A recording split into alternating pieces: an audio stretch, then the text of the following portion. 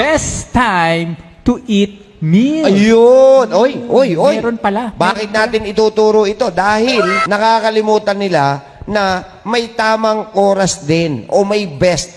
Hindi naman actually tama, but may pinakamaganda. Ayun ha? Pinakamagandang oras para ipasok ang nutrisyon sa ating katawan. Okay.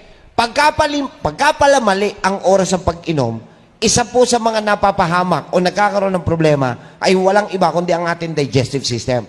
It is either mag-overwork sila o mag-underwork sila. Ayun. So, hindi siya balanse. At kapag tama po at naging regular na naitama mo yung oras, nagiging maayos so ang daloy, ang trabaho ng system, paalala lang, it is a system.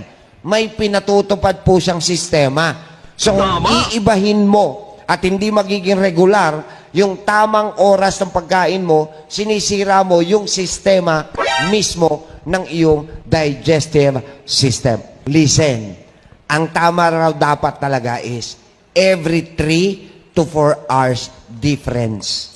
O, ano na ang pinakamaganda? Ito po yung suggestion namin, ha? Yung amin ay suggestion lang, pero depende pa rin po yan sa inyo. Paalala lang, kami po ay tagapagturo lamang, tagapagpaalala.